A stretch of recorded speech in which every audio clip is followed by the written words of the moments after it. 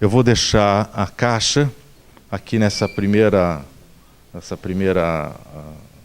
carteira aqui, e tem um bloquinho para quem quiser fazer questões, está aqui, fica à disposição dos colegas. Ok? E depois nós vamos sortear as perguntas, as questões que tiverem na caixa. Ok? Bom, como presidente da comissão eleitoral, eu queria iniciar o debate, primeiro agradecendo a presença de todos. É muito bom ter um grupo bom de professores aqui para a gente poder trabalhar esse debate, fazer uma discussão profícua.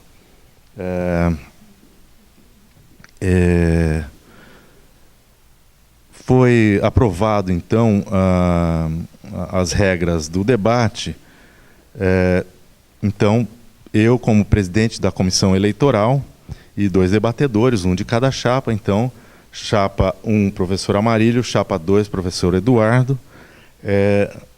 Os debates deverão conter 4 blocos, e eu vou dizer quais são os blocos. Primeiro bloco, apresentação de 6 minutos, feito por cada chapa. Nós acabamos de fazer o sorteio para definir a ordem da apresentação. Então, vai começar a apresentação com o professor Amarílio, depois o professor Eduardo, e o fechamento no 4º bloco inverte a ordem. No 2º bloco, já também sorteado, as perguntas serão de uma chapa para a outra, e nós fizemos o sorteio para quem faria a primeira pergunta. As perguntas são intercaladas, de A para B, B para A e assim por diante, sendo 1 minuto para a pergunta, 3 minutos para a resposta, 2 minutos para a réplica.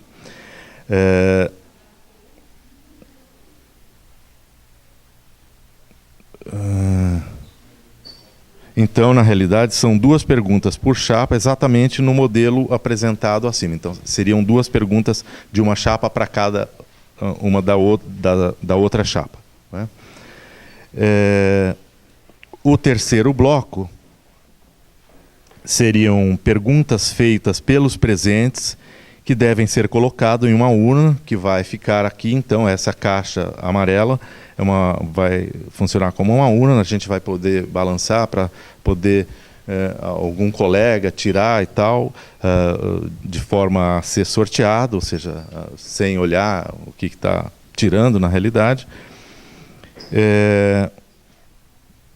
As perguntas devem ser objetivas o suficiente para serem formuladas dentro de 1 minuto. Deve haver a identificação do autor da pergunta, sob pena de não ser apresentado às chapas. O autor deve estar presente para que alguém não faça pergunta em nome de alguém que não esteja aqui, né? As perguntas devem ser feitas de forma genérica para serem respondidas por ambas as chapas. Foi feito o sorteio para quem responderia primeiro, então já está na ordem aqui. No 3º bloco, o professor Amarílio inicia as respostas, depois o professor Eduardo.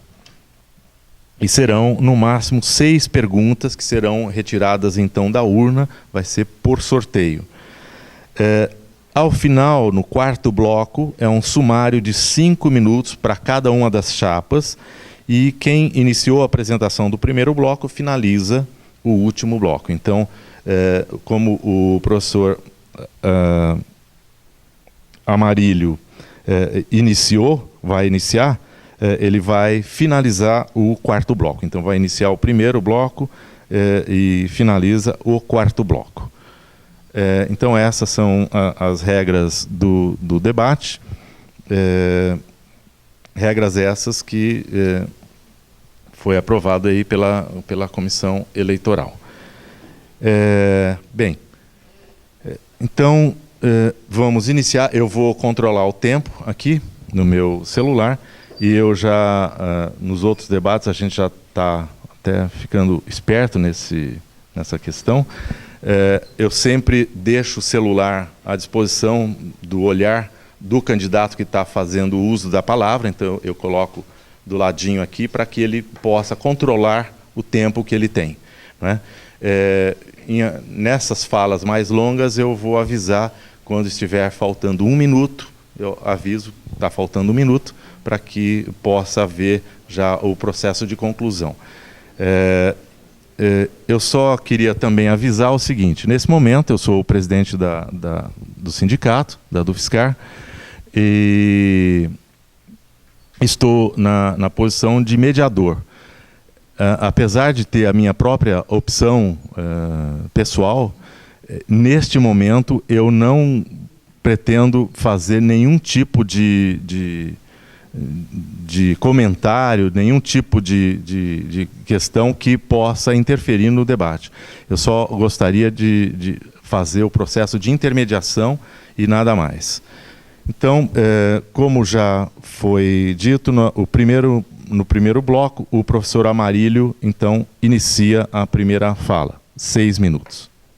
Aliás, 6 minutos. Boa noite, colegas. É um prazer muito grande estar aqui, uma honra de estar aqui falando na condição de candidato a presidente da Chapa 1, a Chapa da Situação, que se intitula a Dufscar Autônoma, Democrática e Independente. Essas designações, elas têm um significado e elas traduzem também a nossa concepção de luta sindical. Por que não da própria concepção que nós já, por muitas gestões, temos implementado no nosso sindicato. Por autonomia, nós entendemos a total autonomia em relação aos partidos políticos. Nós não aceitamos que o sindicato seja uma correia de transmissão, um aparelho de qualquer partido. O programa do sindicato não é definido pelo partido B, X ou Y, ou o partido desse ou daquele diretor. Esse que vos fala, como cidadão da República Federativa do Brasil, tal como ela me garante, tem uma filiação partidária. Mas essa não é o caso. Eu não estou aqui nessa condição.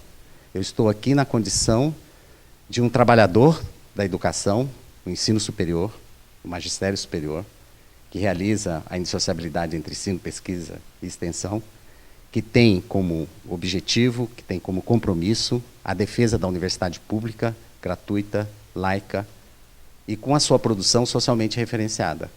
O programa do sindicato, ele é definido pela sua categoria. E a sua categoria define o seu programa, a sua pauta de luta e de reivindicações, pelos mecanismos que os estatutos da UFSCar, que a Dufscar nos garante. E nós temos 2 mecanismos que são fundamentais, aqui eu já entro na questão da democracia, porque a democracia para nós é pela base. Portanto, não aceitamos o atrelamento ao programa de qualquer partido político, mas respeitamos a autonomia e a independência que as pessoas queiram fazer as suas opções. Agora, o programa é decidido por meio das assembleias presenciais, e os resultados das assembleias presenciais, com a pauta, discussão e aprovação, passa por uma consulta ampla, geral e restrita ao conjunto da categoria. E, nesse sentido, a Dufscar inovou nacionalmente. A Dufscar é um dos primeiros sindicatos do Brasil a tomar a consulta, seja com urnas, seja por meios de processos eletrônicos, de referendar ou não a decisão da Assembleia presencial, ou seja, da deliberação que democraticamente todos os professores que estavam presentes naquela Assembleia decidiram. Isso também coaduna muito com a natureza do nosso trabalho, né?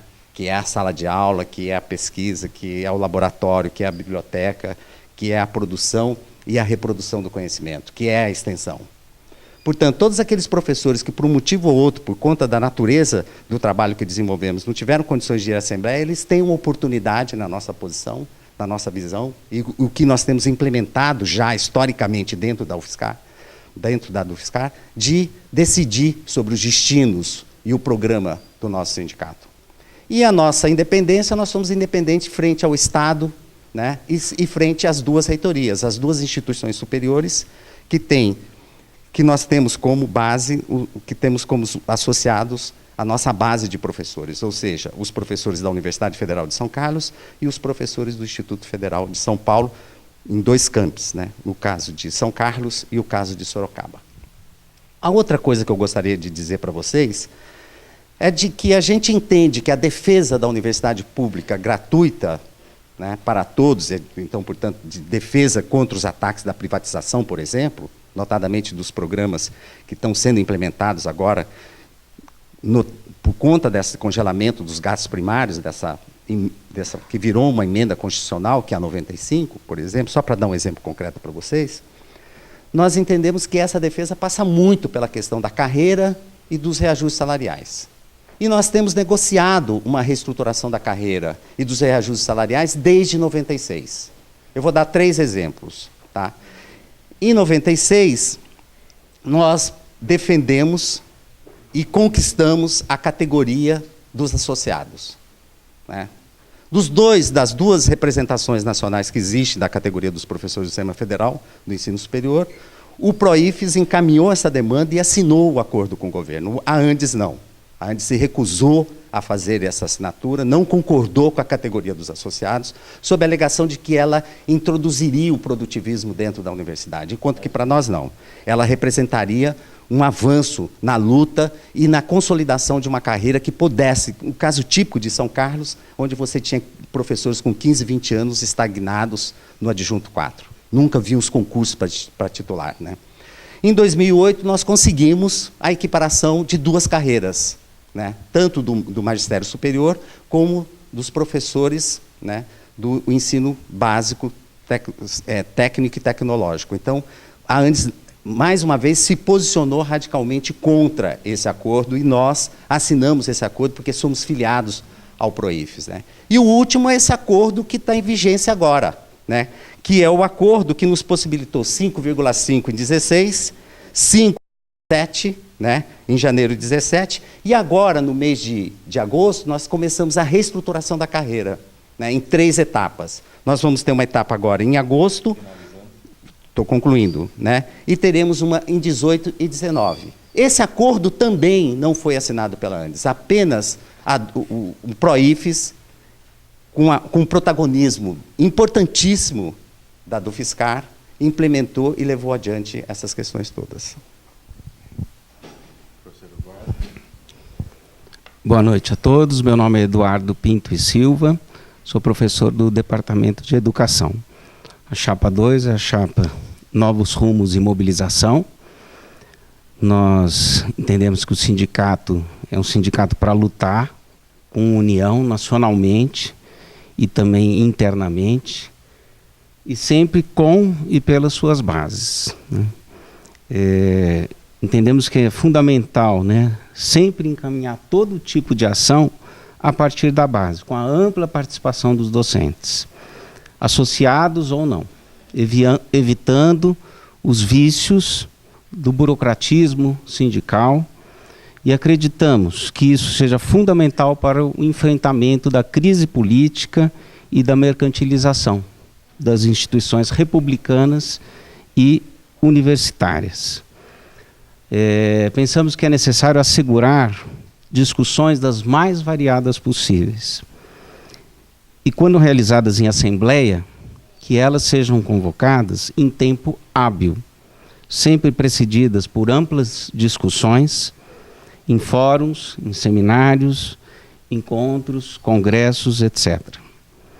E que essas, de fato, sejam deliberativas, né? Quer dizer, quando a gente vai olhar o estatuto, lá está escrito assembleias, né? Assembleias ordinárias, extraordinárias, assembleias deliberativas. Então, as assembleias devem deliberar, correto? Isso não quer dizer que a assembleia é o único lugar de discussão. É um dos. Só que ela tem uma especificidade. Né? É um lugar no qual se delibera, um seminário, um encontro, um fórum. Né? Não é exatamente o espaço de deliberação de uma decisão da categoria pela associação sindical. E que essas sejam, de fato, não somente deliberativas, como também sejam multicamp, porque a gente tem uma prática aí da realização das assembleias, cada campus num dia separado. Né? E a gente defende que elas sejam transmitidas, como a gente tem a reunião do Consune, tem a reunião de conselhos, que elas sejam feitas no multicamp. Isso é uma reivindicação antiga. Conseguimos até, pedimos, solicitamos, conseguimos que a Dufscar comprasse o equipamento, mas ele até agora não foi utilizado para esse fim. Entendemos que a Assembleia tem que ter uma ampla possibilidade de definição de todos os ritos procedimentais dela pelo próprio plenário. Quer dizer, o plenário deve ser soberano. Como a composição da mesa, a inclusão de pontos de pauta, os tempos de duração viáveis à participação de todos, o teto da Assembleia, evitando o esvaziamento e, agora sim, o aparelhamento. Né? O aparelhamento, porque a chapa que diz que tem autonomia, ela não teve autonomia nem em relação ao governo anterior e hoje participa da gestão da reitoria atual. Os exemplos são fáceis. Os dois que me vêm à cabeça, que eu tenho referido, né, é a participação na FAI e a participação como diretora do campus de Sorocaba, que era uma representante dessa direção na Dufscar. Lembro para vocês que quando a reitora, na sua campanha, disse que faria eleições para o campus de Sorocaba, e ela designou, né? Ela nomeou uma pessoa que então não tem autonomia, nem em relação ao partido, PT, né? E nem em relação à reitoria atual. Nós defendemos, então, realmente um sindicato que venha pela sua base. Né? Não é partido que orienta nada. Né? Isso aí é a intriga aqui da minha oposição. E eu acho interessante que se diz assim, decide por assembleia. Palavras do senhor Amarílio agora, meu colega de departamento todo. Né? Tivemos já nosso 4º debate, né? Em 2 dias, tal, já nos conhecemos há muito tempo, né? Mas a gente diverge da concepção. E eu acho que é um sindicato burocrático assistencialista, que muito professor está nele só por causa da Unimed. Né? E ele disse assim, decide por assembleia, mas a consulta é eletrônica. Espera lá, o que vale no final? É o voto eletrônico. Então, a decisão ela é eletrônica. A decisão não está sendo na Assembleia. A Assembleia está sendo Assembleia de faz de conta. E, inclusive, está ferindo o Estatuto, porque se o Estatuto prevê uma Assembleia que é deliberativa, ela não está deliberando absolutamente nada. A Assembleia está sendo consultiva. Os professores estão sendo consultados na Assembleia. E a decisão está sendo feita pelo voto eletrônico. Então, os termos estão errados, ou eu não estudei bem o português. Né? Consulta e deliberação. Para mim, a Assembleia está sendo consultiva e está existindo um voto eletrônico, uma deliberação eletrônica. Então, isso está posto. Tá? Então, é um prazer a gente poder estar aqui, né, para discutir elementos muito interessantes, né, a suspensão da carta sindical da Dufscar, saber um pouco do professor Amarílio, né, da visão que ele tem de alguns órgãos da UFSCar, como a direção, o Conselho Fiscal, a Assembleia, e debatermos e podermos esclarecer a comunidade. Muito obrigado. Bom, feito essa primeira etapa, agora também já foi feito o sorteio. O professor Eduardo inicia fazendo a primeira pergunta, então tem 1 minuto para a pergunta, 3 minutos para a resposta, mais 2 minutos para a réplica. Tá, vou começar pela do Conselho Fiscal, tá, Amarílio? O Amarílio, ele já participou do Conselho Fiscal, né? Em tese, assim, um órgão isento, né? Técnico, não tem posição política, ele não é atrelado com a direção, é o que eu tenho escutado, tá? Então, a gente entra na salinha da Dufscar e vê, né, os nomes. Né? A chapa que fala pela renovação, os mesmos nomes. Né? Então, a pergunta que ele esteve já no Conselho Fiscal por 2 gestões seguidas e agora está entrando na chapa. Tem gente que era da chapa, daí entra para o Conselho Fiscal e vai trocando, assim, né? O mesmo grupo político. Qual que é o papel do Conselho Fiscal na sua visão, Amarílio? E eu queria que você me falasse um pouco do orçamento, já que você acompanhou e deve ter trabalhado junto ao Conselho Fiscal. Qual que é o orçamento da Dufscar e como é que foi a prestação de contas? Qual que é a sua opinião sobre as atividades, prestação de contas apresentadas pela Dufscar? Bom, Eduardo, o Conselho Fiscal, tal como reza os nossos estatutos, ele é uma instância de deliberação do sindicato, né? E se você for ao artigo 3, o artigo 3 estabelece o seguinte: a Assembleia, o Conselho Fiscal e a diretoria. O Conselho Fiscal é independente da diretoria, porque como que existiria um Conselho Fiscal que estivesse atrelado à diretoria? O Conselho Fiscal tem como função exatamente fiscalizar a diretoria da Dufscar. Diferente da Chapa 2, que apresentou a chapa com seu próprio Conselho Fiscal, né? E tem o ofício do Eduardo encaminhando o registro da chapa com um conjunto de colegas representando vários departamentos, né? E que, portanto, compõem o Conselho Fiscal, a nossa chapa não fez isso. A nossa chapa registrou apenas a chapa e a demanda de candidaturas para o Conselho Fiscal ficou livre e independente. Agora, Eduardo, é claro que é o mesmo grupo. É claro. É claro, e é um grupo porque tem uma concepção sindical, que, de certa maneira, eu expus aqui na primeira parte da minha fala. Claro, nós somos um grupo que temos uma determinada concepção. Essa concepção está sendo implementada e ela já foi julgada e avaliada sucessivamente pelo conjunto da categoria, tal como vai ser agora nesse processo eleitoral. Que nós podemos perder, podemos ganhar. Quem decide isso não somos nós. Quem vai decidir isso vai ser a soberania do voto individual de cada um dos professores. Então, a função para nós do Conselho Fiscal é fundamental. Nós queremos efetivamente um conselho que nos fiscalize. Agora, o Conselho Fiscal se reúne e aprova ou não aprova as deliberações, ou a contabilidade, o orçamento fiscal do sindicato. Ele faz isso e isso é publicado. Periodicamente isso é publicado, ele acaba de fazer isso. Se você viesse perguntar para mim os números nos seus detalhes, eu não sei. Mas, por exemplo, eu vou te dar um exemplo que você hoje fez uma citação, fazendo uma inalação, de que o dinheiro que vai construir a sede do sindicato na Lagoa do Sino seria o dinheiro da reitoria. Eduardo, isso não pode, Eduardo. Sabe, Eduardo, deixa eu falar, por favor. Isso não pode, Eduardo. Sabe por quê? Porque nós somos sindicato, é instituição, então o orçamento da universidade não pode estar vinculado com isso.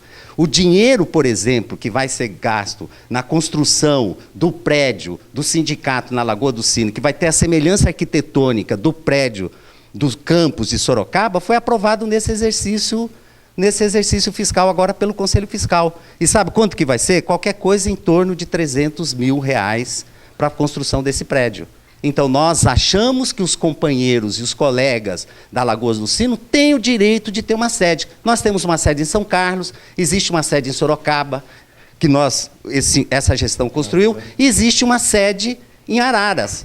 Então, por exemplo, o Conselho Fiscal faz isso. Eu proponho que você fiscalize o dinheiro e veja se vai ser aplicado ou não na construção, agora que nós vamos pôr de pé o edifício na Lagoa do Sino. Réplica? Primeiramente, Amarílio, fora Temer. Em segundo lugar, eu diria o seguinte, meu colega. Você trabalhou lá 2 gestões e não sabe dizer quanto que é o orçamento anual da Dufscar. Não respondeu a pergunta. Eu não disse que diria dinheiro para a reitoria, e o debate está gravado, para a Lagoa do Sino, né?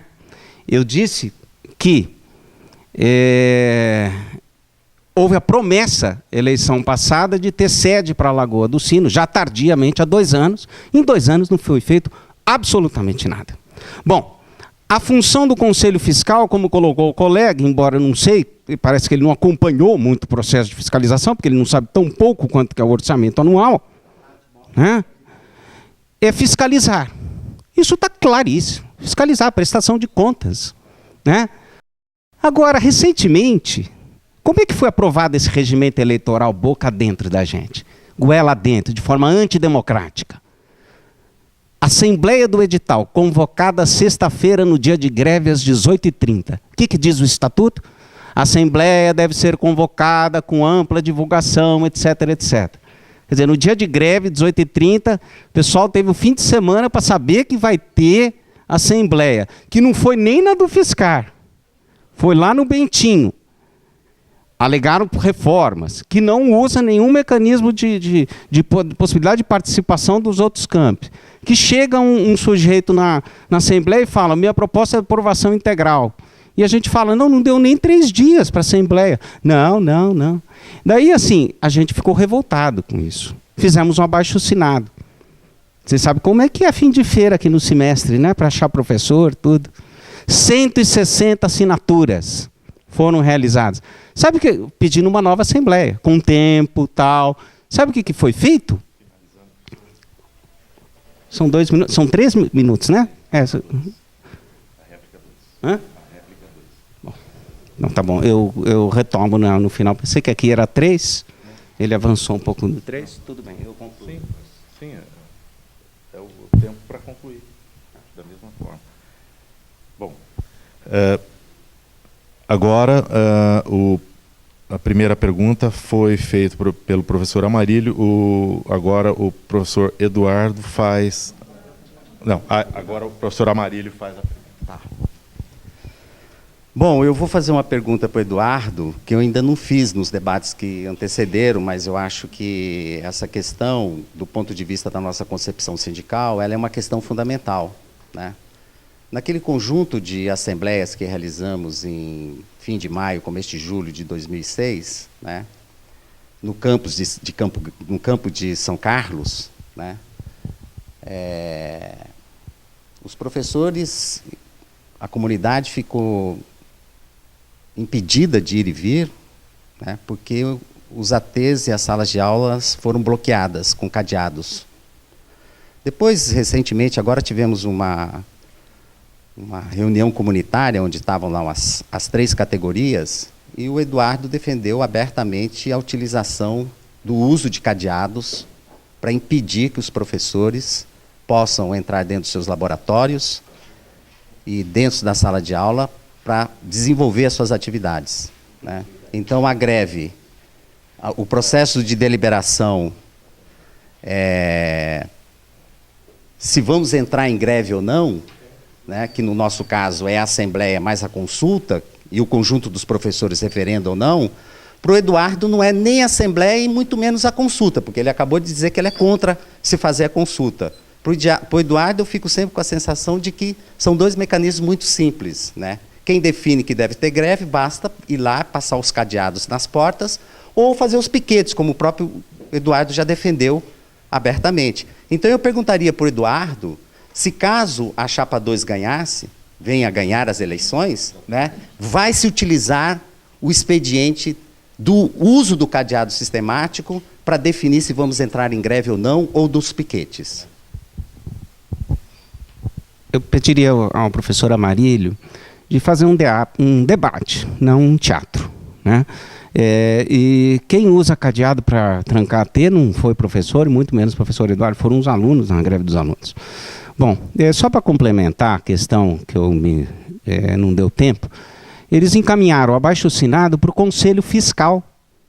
O abaixo-assinado que nós, 160 professores, fizeram solicitando uma nova Assembleia, foi para o Conselho Fiscal. É papel do Conselho Fiscal analisar abaixo-assinado? Não contente com isso, o professor Amarílio passou e-mails para alguns professores, intimando-os, chamando atenção, falando por que você votou contra esse regimento, se esse regimento sempre foi o mesmo, durante anos, e nada mudou. Nós estamos fazendo, quer dizer, sabendo quem... Ele pegou o nome das pessoas que assinaram e mandou e-mails para algumas pessoas, perguntando por que eles fizeram isso.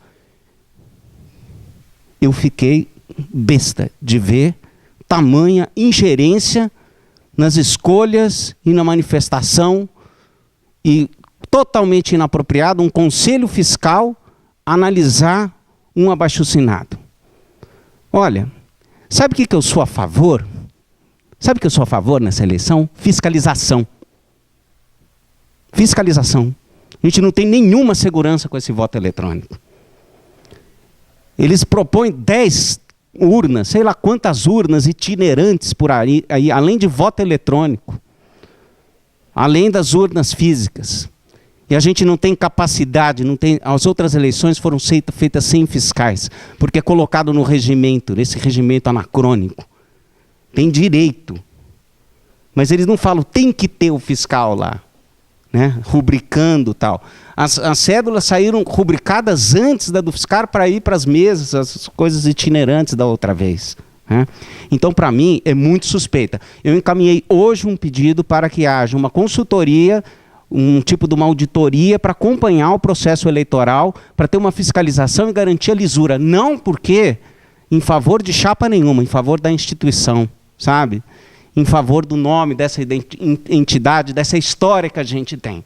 E eu quero ver, então, se isso vai ser, essa providência vai ser tomada. Falou que vai chamar alguém da OAB, como se o presidente da OAB, que é advogado da associação, fosse a grande sumidade da fiscalização e lisura de um processo. A gente precisa ter um técnico especializado, com firma de consultoria ilibada, para acompanhar. E daí eu vou querer um cadeado. Sabe para quê? Para trancar as urnas. Precisa 3 cadeados da comissão eleitoral. Então quero o meu cadeadinho com a chave que eu vou levar, para deixar a urna trancadinha lá. Para saber que ninguém vai romper aquelas urnas. Vocês já viram as urnas que saem andando pelo campus, perambulando por aí? De papelão. Daí eu vou querer um cadeado. Eduardo, diferente da concepção sindical da Chapa 2, nós somos radicalmente contra o uso de qualquer coerção, qualquer tipo de impedimento da livre manifestação, da livre circulação dos professores dentro do campus da universidade. Até porque o Estado democrático de direito garante isso. Essa é uma conquista nossa, Eduardo. Eu fui preso na ditadura militar lutando pelas liberdades políticas nesse país. Essa mesma Polícia Federal que prende os corruptos, ela me prendeu. Muita liberdade política. Não, Eduardo, a questão da educação... Eduardo, a questão do uso do... Porque você reclamou de que eu não te dei uma resposta satisfatória na questão fiscal. Você não me deu uma resposta satisfatória na questão dos cadeados. Eu perguntei se vocês vão usar o cadeado para impedir que os professores possam se manifestar livremente na questão se querem a greve ou não. Não é o uso do cadeado que vai definir se o professor vai fazer a greve ou não, pelo impedimento e pela coerção. Sabe? Pelo uso de violência simbólica. Essa que é a questão. A nossa posição é pela livre manifestação e a consciência dos professores. Eles não só têm o direito de se manifestarem nas assembleias presenciais, com direito de voz e voto, como depois eles têm o direito de ratificarem ou não a decisão que foi aprovada na Assembleia pela consulta. Seja a consulta com voto em urna, seja a consulta eletrônica. Porque nós possibilitamos que todos possam tomar essa decisão. E esse foi um mecanismo que nós criamos, Eduardo, que está consagrado nos estatutos da Dufiscar, que vocês são contra, tá? Para impedir o aparelhamento. Numa daquelas assembleias, sabe quantas horas a assembleia durou? 7. Sabe quantas pessoas definiram o desfecho daquela assembleia, que continuou a greve ou não? Meia dúzia de pessoas. Nós somos contra esse assembleísmo que leva à partidarização do sindicato, Eduardo. Então, nós temos que permitir que a pluralidade e todos os professores, indistintamente da sua posição política ou não, possam se manifestar e dizer se quer a greve ou não, e não o uso do cadeado e da violência. Bom, agora a pergunta do professor Eduardo, novamente, para o professor Amarílio. Amarílio, depois você me conta que ano que foi essa assembleia, que você já falou umas 10 vezes. Ó, a outra pergunta, queria saber o que o Amarílio tem a dizer sobre a suspensão da carta sindical da Dufiscar. Eu não sei se o plenário tem ciência disso, que já teve 2 decisões judiciais suspendendo a carta sindical e que encontra-se suspensa. Nós estamos disputando uma eleição de uma coisa que é só associação. Porque o poder de nos representar, de negociar, etc., atualmente está suspenso. 17 de julho de 2017. Em 18 de julho de 2017, tendo em vista a decisão prolatada no processo judicial, portaria resolve tornar sem efeito o ato administrativo. Nota técnica que concedeu o registro sindical ao Sindicato dos Docentes em Instituições Federais de Ensino Superior dos municípios de São Carlos, Araras e Sorocaba. Então, gostaria muito... quanto tempo é a pergunta? 2? 3? 1 minuto? Né? Depois eu leio aqui a outra decisão anterior que já teve, mas é no mesmo teor. Eduardo, a carta sindical está em disputa. Ela não foi cassada. Você só leu o documento que fez isso. Nós recorremos e ela está em disputa. Nós vamos às últimas instâncias. E quem é que foi cassar, que está tentando cassar a carta sindical da Dufiscar? Não, você só põe o documento que teve esse julgamento, mas nós recorremos. E a carta está em vigência, porque não tem uma decisão definitiva sobre ela. Tá? Agora, a questão que o Eduardo deveria dizer, quem é o autor da tentativa de cassação da carta sindical do sindicato? Sabe quem é o autor? A Andes. A nossa categoria tomou democraticamente a liberdade e a autonomia de dizer que nós íamos deixar de ser uma mera apêndice do Sindicatão Nacional da Andes, uma seção sindical da Andes, e ia virarmos um sindicato com autonomia, com a liberdade jurídica de levar as lutas dos professores, de negociar os acordos salariais, de fazer todos os encaminhamentos que nós temos. E a Andes não respeita essa democracia pela base. E ela entrou para caçar.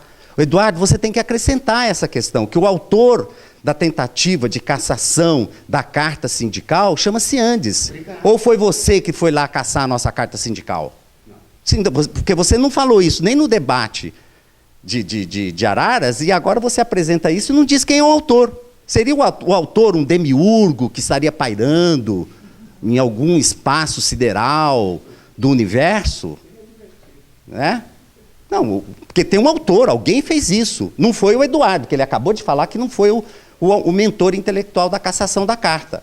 O mentor intelectual da carta e o sujeito da carta é a estrutura sindical que o Eduardo defende, que é a Andes. Então, a Andes não respeita a democracia nossa. Nós ganhamos aqui democraticamente, em assembleias e com amplo referendo, de que nós íamos transformar a seção sindical, que era apenas um apêndice da Andes, num sindicato autônomo, independente, para decidir os seus destinos e poder, inclusive, fazer as negociações. Porque com a carta sindical nós temos esse poder de fazer. E isso nos levou à construção de uma federação autônoma no plano nacional, que é o PROIFES. A mesma entidade sindical, né, que tem assinado todos os acordos desde 2006. Esse acordo, por exemplo, que está aqui vigindo, no processo de impeachment, entre a Câmara e o Senado, quando o governo Dilma estava suspenso, afastado, portanto o impeachment ainda não havia se concluído, o ministro da Educação atual, Mendonça, que é do DEM, recebeu 2 delegações para encaminhar pautas com o novo governo. O primeiro é aquele grande educador, né, que é o Alexandre Frotas. Todo mundo sabe que é um grande mentor intelectual, um grande educador, que foi lá pedir a escola sem partido. E a outra, sabe qual foi? A Andes. Sabe o que a Andes foi lá pedir para o ministro e para o governo Temer? Que não levasse esse acordo para frente.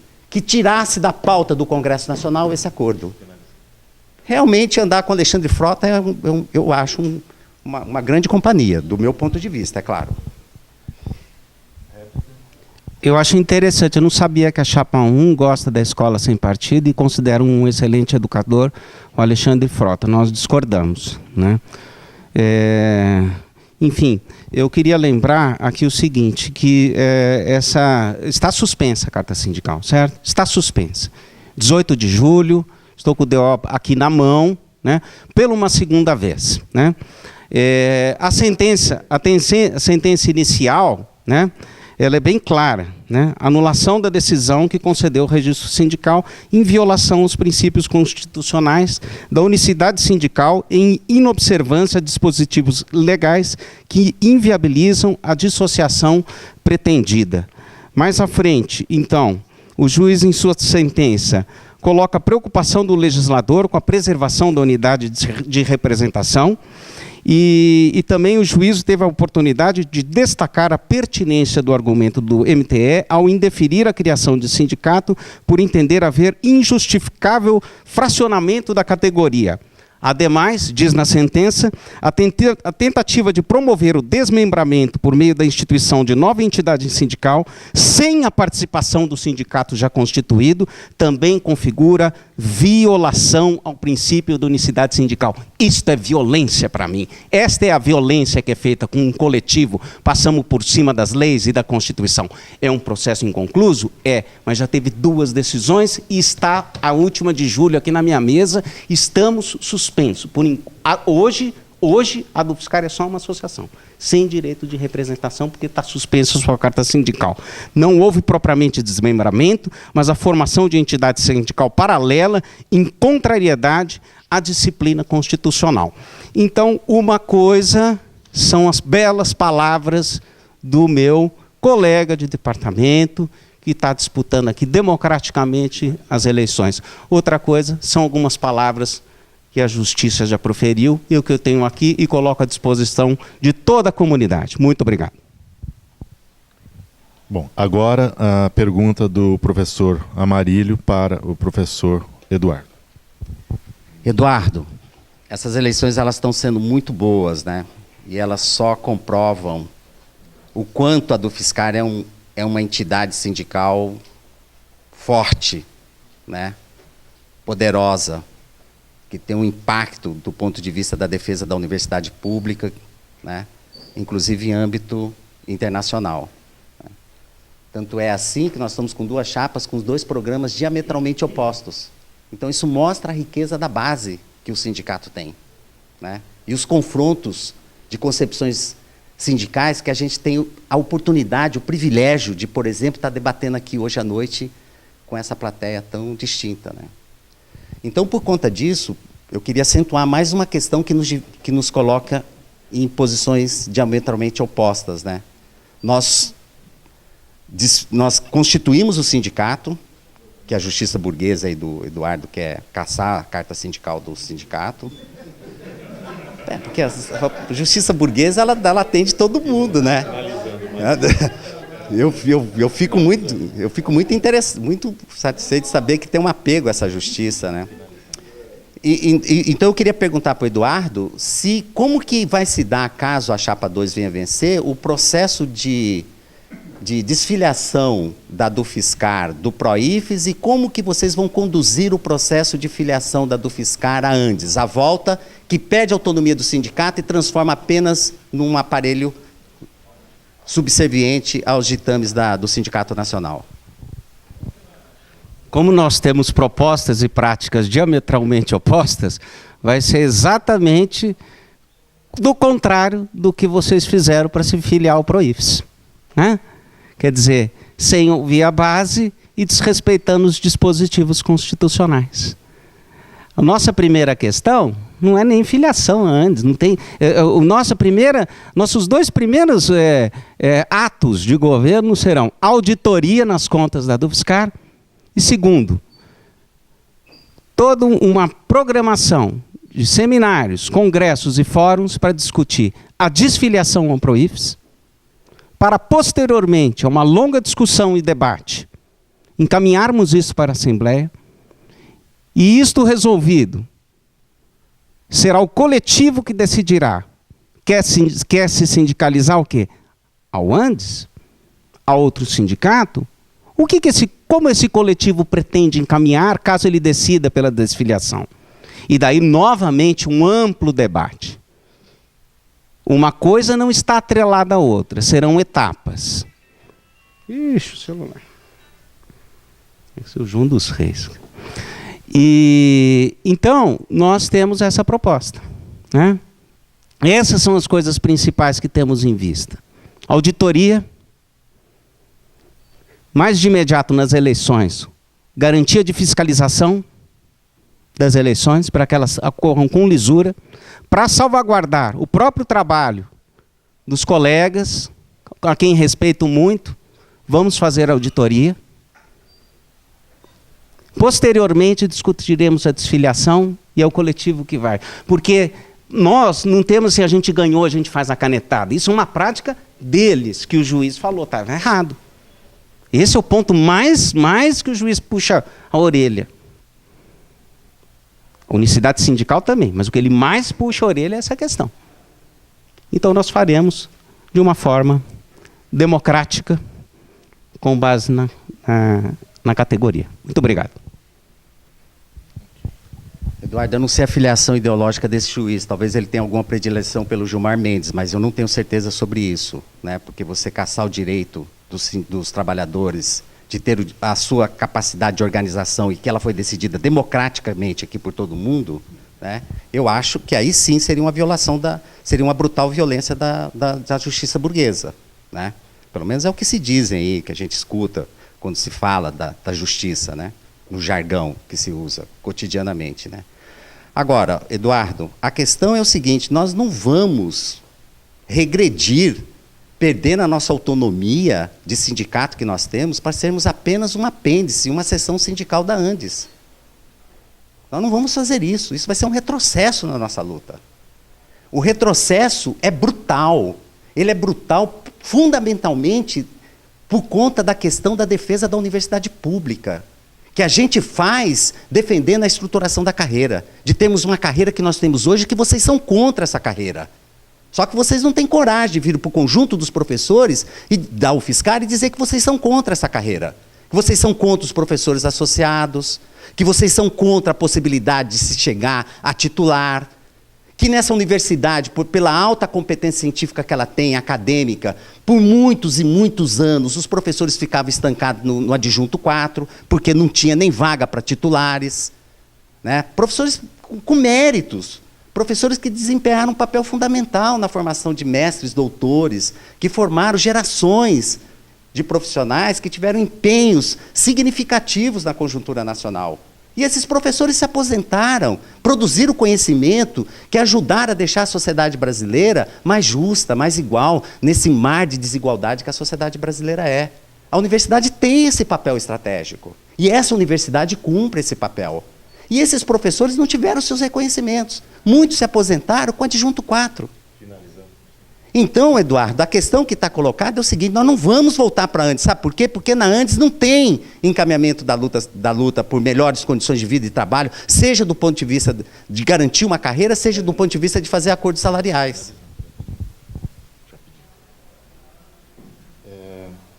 Bom, agora finalizou o segundo bloco, nós vamos passar para o terceiro bloco. Então, as perguntas que estão aqui, eu vou trazer aqui para frente. A gente vai ter que fazer o sorteio. Muito obrigado. Eu vou ter que fazer o sorteio das perguntas. Eu pediria, não sei se a gente pode pedir para alguém daqui. Não, eu proponho que tire o sorteio, dá um para cada professor, vai fazendo. Tá.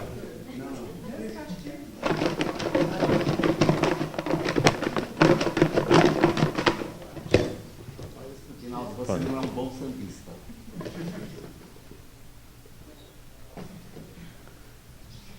Ei.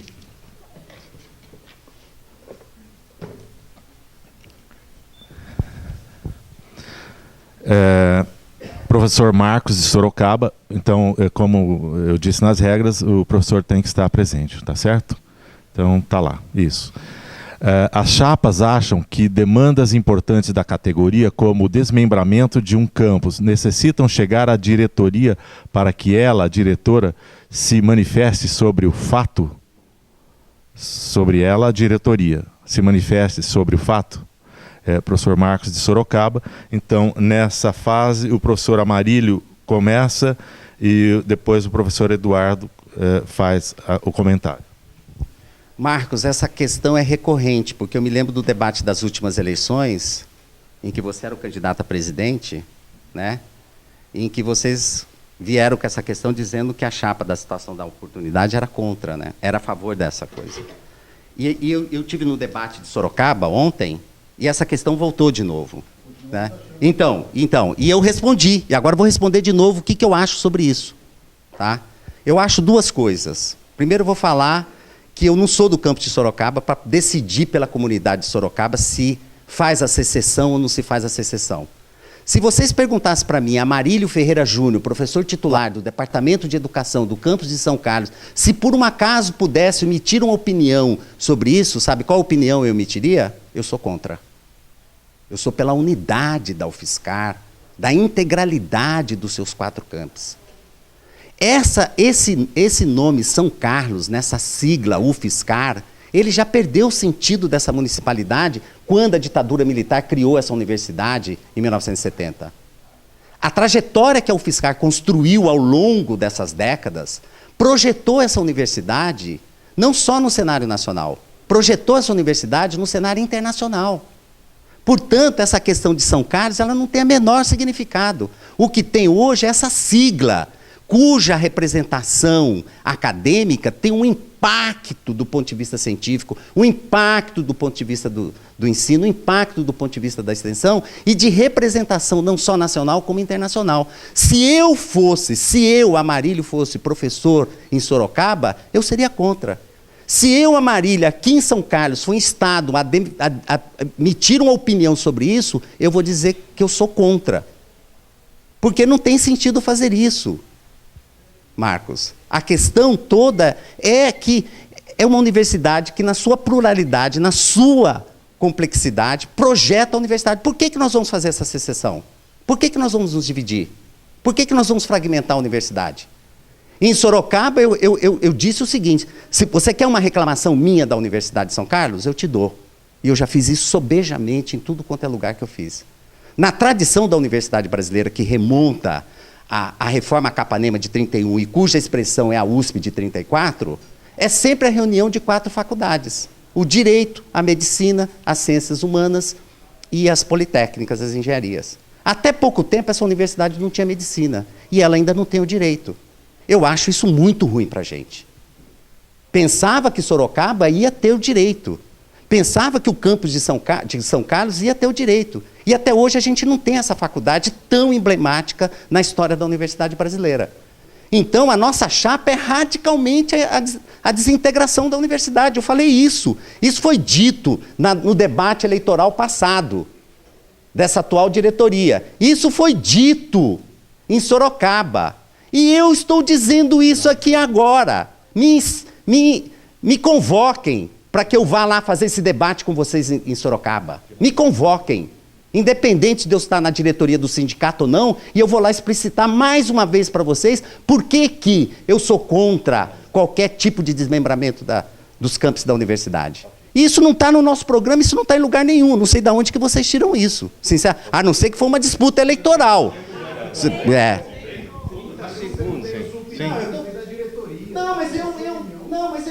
Nesse momento, eu não sou a diretoria nesse momento, mas eu sou a chapa da continuidade, então é eu que respondo. Quem vai responder por você agora? Não respondeu a pergunta. Ah, não respondi? Não. A diretoria é contra. Tá claro? Como que é representante em Sorocaba é a favor e vai pedir isso? Bom, eu não posso. Eu vou voltar um tempo. Eu vou voltar um tempo sobre isso. Como tá tendo a manifestação, eu pediria para o público não se manifestar dessa forma para a gente poder conseguir fazer o debate aqui. Senão, se tem uma coisa, por exemplo, uma questão que está relacionada com a diretoria a gente pode responder posteriormente. Não há problema nenhum. Eu posso. Como presidente, eu sou completamente contra, da mesma forma que o professor Amarílio. Ponto. Cada um individualmente tem a liberdade. Cada um individualmente tem a sua liberdade de ter. Cada um individualmente tem a sua liberdade de exercer a sua opção política. Isso é o que a nossa chapa, a chapa que ganhou a eleição passada, pensa e produz. Bom, agora a resposta do professor Eduardo sobre o mesmo tema. Está sendo alegada falta de educação, por causa da intervenção do colega. Eu queria registrar, deve ter ficado filmado, a forma silenciosa pela qual o professor Gil Figueiredo se dirigiu a mim, em um momento que eu comentei algo durante a fala do Amarílio, e que ele ficou assim, ó, fica quieto, dirigindo a mim, com total desrespeito. Eu exijo respeito a esse candidato. Respeito. Certo? Bem, a pergunta não foi respondida objetivamente. Quer dizer, se tem uma consulta da comunidade, é a favor ou não do desmembramento? E há uma coisa amplamente contrária a essa proposta. O sindicato não precisa esperar chegar lá na diretoria demanda para dar uma nota, fazer uma manifestação, qualquer coisa do gênero. O sindicato tem que estar acompanhando e emitir a nota. Eu me lembro de uma reunião do Consune, recentemente, que inclusive no Consune os professores falaram, puxa, reitora, vamos emitir uma nota. E ela respondeu assim, não, porque ficar dando nota agora é ficar dando trela para essa questão. Morreu, o UFSCar é tudo uma família, eu sou contra. No dia seguinte sai no informe UFSCar, reitora vai se encontrar com o Crespo, do DEM. Né? Então, eu acho que assim, o Amarílio querer falar que é o Gilmar Mendes, que o Bolsonaro é contra o voto eletrônico, por isso que o Eduardo deve ser também contra o voto eletrônico. Assim, é uma capacidade, é uma imaginação fértil que eu fico bobo de ver. Né? Então, não respondeu objetivamente. O sindicato não tem que ficar esperando, ele tem que se posicionar. Né? Não precisa chegar lá uma questão...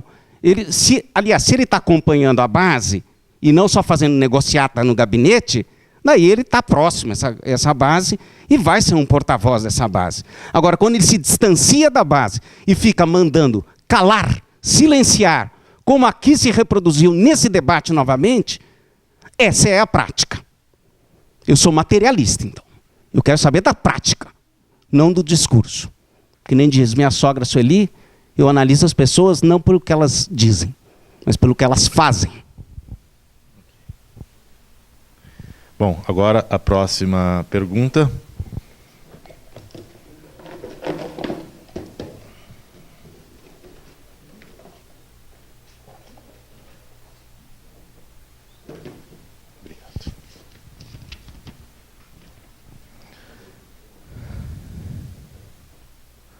Essa aqui está dirigida a... Não tem padrão aí da pergunta na folha? Oi? Esse é o padrão da folha? Não tem padrão nenhum. Ninguém pediu padrão de folha. Mas tem o nome da pessoa? Tem. Que está dirigido para mim. Professor Eduardo. Sim, é isso que eu estou querendo ler se está... Anulado, é para as duas chapas. Isso, exatamente. Sim. A pessoa não escutou as regras do debate. Sim, é isso que eu estou lendo aqui, por isso que eu parei para poder checar a informação. Obrigado. As pessoas não identificadas serão descartadas? Sim, sim. Obrigado. A primeira pergunta que eu Uhum.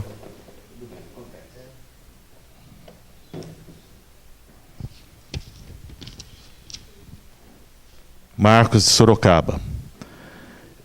Em 2017, as assembleias que votaram as greves gerais, 28/4 e 30/6, tiveram presencialmente 17 e 12 filiados, respectivamente, e não mais de 20% dos votantes na consulta online. O que as chapas entendem por democracia sindical? Então, agora, inverte, o professor Eduardo responde primeiro e depois o professor Amarílio. Entendemos por democracia sindical um processo de diálogo permanente entre a base e a direção sindical, né? Através de debates, seminários, fóruns, processos decisórios com lisura, sem suspeitas, assembleias com caráter deliberativo. Já falei várias vezes, tenho que ficar repetindo, a coisa é falada ao contrário aqui, né? A Assembleia virou consultiva e o que eles chamam de consulta virou a deliberação por voto eletrônico, né? E nós entendemos que essa prática esvazia esse espaço coletivo, que é o espaço da argumentação, do debate, próprio do nosso trabalho artesanal, né? Nosso trabalho de professor. Eu, por exemplo, antes de mais nada, sou um professor, né? Eu não sou um sindicalista profissional. Eu sou um acadêmico, eu trabalho na pós-graduação, eu gosto de dar minhas aulas, não tenho experiência em direção sindical nenhuma e estou aqui por uma questão de uma inquietação, uma insatisfação muito grande de ver o nosso coletivo de professores sendo prejudicado na forma como está sendo conduzida a nossa sessão sindical, né? Abolindo o debate, minando toda e qualquer discussão. Eram para ser só 4 perguntas, eu que insisti para ser 6. Uma das coisas que o Nivaldo concedeu, dentre poucas, foi aumentar para 6, porque o Amarílio queria manter em 4. Eu queria que fosse inscrição de cada um e as pessoas falarem, né? E iam perguntar, não ficar alguém lendo, né? Então todas essas regras são definidas por uma comissão que é 2-1. É o Nivaldo, é o Amarílio e eu. Qualquer discrepância, qualquer divergência ganha. Por quê? Porque é um regimento eleitoral viciado, votado em 15 minutos numa Assembleia onde não se discutiu nada, cheio de incongruências, né? A gente vai ter a votação de um Conselho Fiscal, que o Amarílio não parece, que não sei por que bem a gestão faz também o Conselho Fiscal fazer análise de abaixo-assinado, né? E aqui o Estatuto fala Conselho Fiscal e no regimento tem Conselho de Representante. Então foi votada uma coisa que nem bate com o Estatuto, né? Os formulários que entregavam para a gente eram formulários errados. Eu que falei, Regina, corrija aí, é Conselho Fiscal, não é Conselho de Representantes. Quer dizer, representantes de campos no formulário da inscrição da chapa, no Estatuto está diretor regional. Quer dizer, existe uma incongruência, os artigos do regimento não batem uma coisa com a outra, né? Quer dizer, exige a fiscalização, mas fala que é só um dever. Então, como assim? Se você mandou fiscal ou não, tudo bem, né? É só um direito que a chapa tem. Se não mandou... Não, eu acho que a gente tem que garantir a lisura. Tem que ser fiscalizado. E não dá para a gente controlar possíveis problemas, né? Com o voto eletrônico, com a senha que é de propriedade da direção, não dá para a gente ter fiscalização devidamente com urnas itinerantes por aí, e o processo já nasce torto, vulnerável, frágil, o que eu acho muito ruim para a imagem da entidade, para a nossa instituição e para o que defendemos como democracia.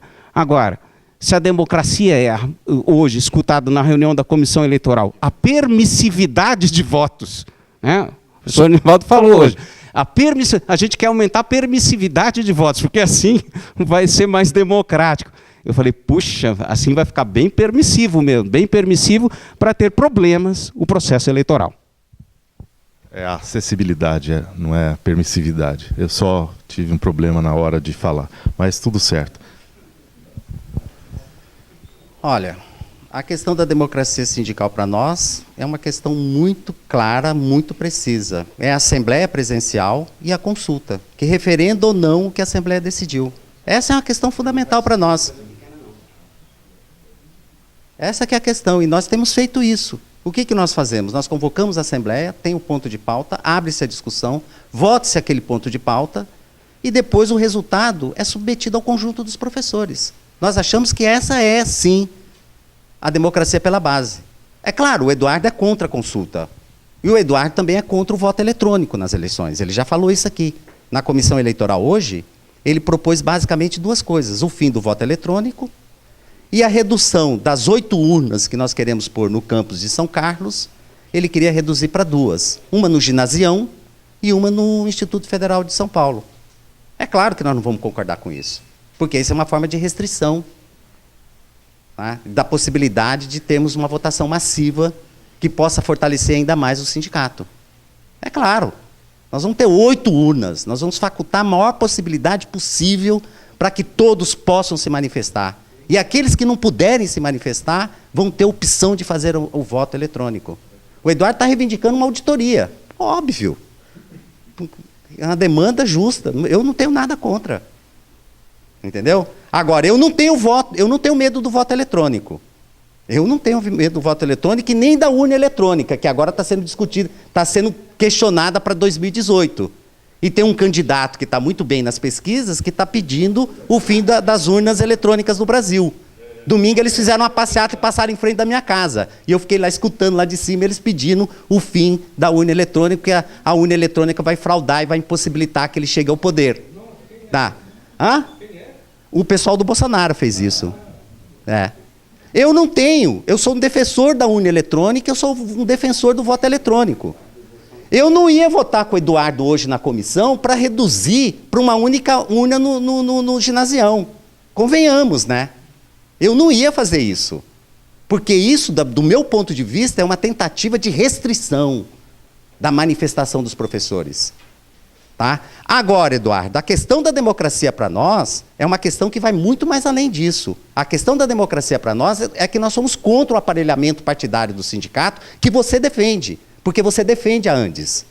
E a Andes é uma entidade sindical aparelhada, é uma correia de transmissão de determinados partidos, porque eles acreditam que sejam assim mesmo. Essa é uma grande polêmica que existe no movimento sindical internacional desde 1917. Sabe aqueles anos que sucederam 17, 18, 19, 20, 21, 22, 23, 24? E aí 24 alguém morreu? É um debate fantástico. O sindicato é um aparelho, é uma correia de transmissão do partido que está conduzindo e do Estado que está conduzindo os interesses do povo ou não é? Eu sou contra. Eu digo não é. Não é. O sindicato deve ser subordinado aos professores. Sim, eu estou fazendo de ambos os lados, da mesma forma. Agora o Eduardo passou e ele perguntou para mim, eu falei, não tem problema nenhum. Você que decide aí. Sim, eu estou decidindo, professor. Eu estou decidindo. Eu estou decidindo. Ao mesmo tempo eu falei que não, Joelson. Bom, agora mais uma pergunta, por favor.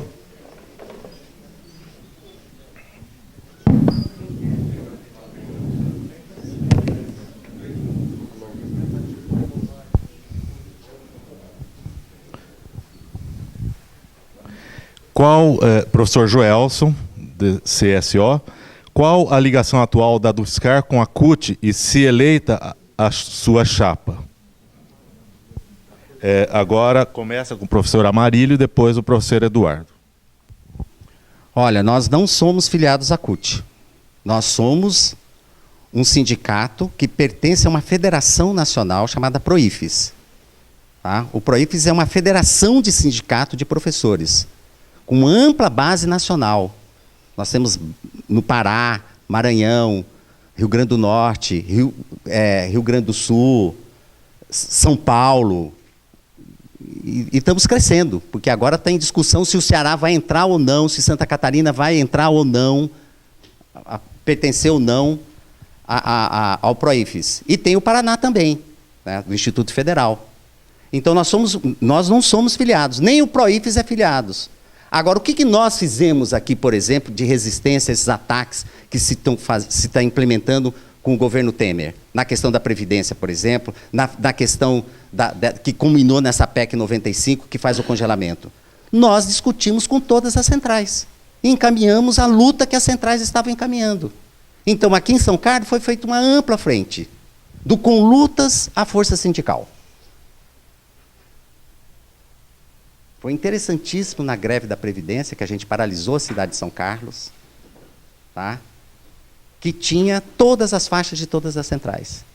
Então é assim, ó, todas as vezes que for para fazer a defesa da universidade pública, gratuita, socialmente referenciada, todas as vezes que for para barrar os ataques contra os interesses dos professores, como da reforma da Previdência, nós vamos fazer aliança com todo mundo do movimento sindical. Com a CUT, beleza. Com a Conlutas, beleza. Nós somos a favor de uma luta sindical que unifica os trabalhadores, do ponto de vista daquilo que é comum. No caso da Previdência, era um programa comum. Nós construímos uma unidade. Terminada a luta pela Previdência, nós seguimos tocando a nossa luta aqui dentro. Se necessário for, novamente, para fazer novas alianças novas articulações e estabelecemos uma unidade de ação, nós não temos problema nenhum, inclusive com a CUT. Inclusive com a CUT. Nós não temos problema nenhum. Não somos filiados à CUT, o PROIFES não é filiado à CUT. Entenderam? Não somos. E nem vamos tomar uma decisão de filiar a Dufiscar a qualquer central. A nossa questão é o seguinte, vamos em cima dos programas unitários, que unifique todo o movimento trabalhador. Se unificou, nós estamos juntos. Essa que é a nossa questão. Bom, a unidade em relação à questão da reforma trabalhista e a reforma da Previdência eu também assino embaixo, né? Tivemos, inclusive, a Assembleia que, apesar das visões diferentes, estamos juntos, né? Decidimos a greve do dia 23, que foi uma greve forte, foi muito boa. São Carlos nunca vi um movimento tão legal. Barramos a reforma da Previdência. O dia 30 foi esmaecido, né? A CUT realmente ficou naquele vai, não vai. E claro que uma greve depende, pelo histórico do que é a CUT, que são as outras sindicais, de dar certo com uma adesão da CUT. Então, me parece, a minha análise é que a CUT ficou querendo preservar a questão do imposto, sabe, que é muito, e por uma questão corporativa, e talvez também pelas suas ligações com o PT, tenha vacilado aí. Eu acho que o neoliberalismo e as reformas, elas estão desde aí de Collor, passando pelo FHC, no governo Lula, e a metástase de tudo isso é no governo Temer. Para quem achava que já estava ruim, sempre o inferno tem subsolo, né? Dá para ficar pior ainda, né? Infelizmente, né? Com muita decepção que eu vi o governo do PT também nos seus primeiros atos fazendo a reforma da Previdência, mas também vi o governo do PT fazendo coisas interessantes, o aumento do salário mínimo, uma política relacionada a gênero, uma política de cotas que me pareceu também muito salutar, uma expansão com problemas, mas teve uma expansão, quer dizer, teve diferenças claramente, mas assim, é com muita tristeza que um ex-petista vê lá, que batalhou, ficou tão feliz quando a Luísa Erundina ganhou da prefeitura, né? Vê o Henrique Meirelles, o Romero Jucá, tal. Então é um governo muito esdrúxulo, né? Mas assim, me penso assim, com uma perspectiva diferente do que foi o governo FHC, e daí, quer dizer, derruba-se esse governo, né, para blindar. Todos esses partidos têm envolvimento com a corrupção e tiveram participação no processo de reforma da Previdência, reforma trabalhista, no meu ponto de vista. Os três grandes, né, o PMDB, PSDB e o PT. É uma sacanagem o que a mídia faz, quer dizer que o PT começou a corrupção no mundo, quer macular, manchar a esquerda de uma forma que eu acho muito, muito sacana, né? E blindar o Temer e tornar o Lula inelegível, etc. Mas não acho que acho que a coisa, o neoliberalismo não começou aí com... E o PROIFES foi fundado na sede da CUT, né? Então, eu diria, o professor Gil ontem falou respeitosamente comigo, né, Gil? Ontem você foi super educado. No final você falou, Eduardo, acho que você está equivocado, não foi, porque eu fundei, eu estava dirigindo a Assembleia, ele falou, acho que, não sei se foi no prédio da Alvorada, em Brasília, alguma coisa que ele comentou, eu falei assim, não, mas é que o Marcos, ele me contou que ele estava lá. Então, acho que a gente depois pode esclarecer e ver direito. Eu não vou falar que eu tenho toda a certeza, porque realmente eu não estava lá, mas é o meu companheiro, vice-presidente de chapa. E, infelizmente, Gil, eu confio mais nele do que você, é o meu colega de companheiro de chapa. Então, eu agradeço quando você me trata com educação e gentileza, né? E acho chato quando a coisa é feita de uma forma mal educada. Muito obrigado. Tá bem. Bom, vocês viram que também, da mesma forma, eu só retirei da mesma forma que eu tenho feito com o professor Amarílio. Também ultrapassou o tempo, sem problema nenhum. Está tudo tranquilo, tudo certo. Tá? Passou, pergunta para o Eduardo que passou. Sim. E eu não estou reclamando de nada. Bom, vamos lá, mais uma pergunta. Não, é ter tolerância. Tolerância, cuidado. Ter sensibilidade. A chapa é a favor da professora Ana Luísa, do DAC. A chapa é a favor da adesão à FUNPRESP, seja voluntária ou automática? Então, agora quem começa a responder é o professor Eduardo. Então, essa coisa da FUNPRESP aí é foguete, né? É uma armadilha que as pessoas caem de um jeito. E o chamativo, né? O chamativo é assim: venham para a FUNPRESP. Daí, olha, está terminando o prazo. Se você não ficar agora, você não sabe o que vem aí. Você está perdido. É agora ou nunca. Né? O professor desavisado, ele fala: ai meu Deus, eu tenho que entrar. O Proifes fez campanha. Né? Eu acho que essa lógica dos fundos de pensão, inclusive a gente sabe muito bem como os fundos de pensão estão ligados a um processo de corrupção na política no plano macro. Né? O FUNPRESP tem um formulário de inscrição no FUNPRESP escrito em letra de, sabe, bula de remédio, mas daquela bem tititica mesmo, né? Bem pequenininha. Tem ali escrito assim: não tem garantia nenhuma. Economistas já foram ludibriados, eles falavam, olhavam aquilo e falavam: nossa, isso é legal. Eles olhavam melhor e falavam: isso aqui é pior que o VGBL e o PGBL do Banco Itaú. Né? Isso tem menos garantias, né? Não há garantias. A gente escreve um formulário. Algumas pessoas que depois foram avisadas por isso preferiram perder o dinheiro que já tinham investido e sair do que continuar. Então, o FUNPRESP é uma lógica privatista, né? Ele é pior do que um programa de previdência privada, e ele está na lógica da previdência privada, porque a reforma da previdência, a destruição do sistema de proteção social e do trabalho, ele vai favorecer os bancos. Né? Não está escrito lá na reforma da Previdência, o objetivo, favorecer os bancos. Porque uma vez eu falei isso num debate e fui pelo pessoal aqui da oposição, da situação, né? Falaram: não, mas não está escrito que é a favor. Mas evidentemente, na hora que você desmonta o sistema de previdência pública, né? Você coloca como única alternativa recorrer ao setor privado. Então, isso é de grande interesse dos bancos. Então, a lógica do FUNPRESP, para mim, é nesse sentido. Nós somos totalmente contrários à adesão do FUNPRESP e rechaçamos, né, a campanha que o Proifes fez em relação ao FUNPRESP, o chamado, uma convocação que parecia assim, jogar uma isca para o peixe, né? Me parecia uma grande armadilha. E eu que me questiono: por que uma entidade sindical que deveria defender os trabalhadores fez esse papel? Por que teve essa postura?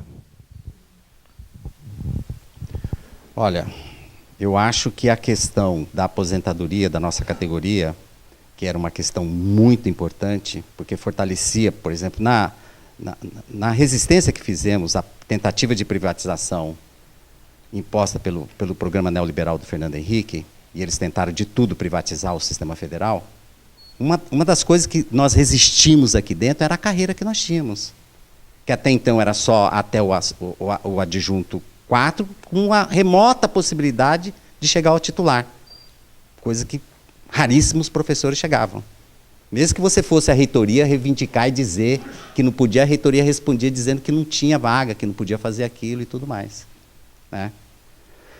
Mas nós tínhamos a possibilidade da aposentadoria integral.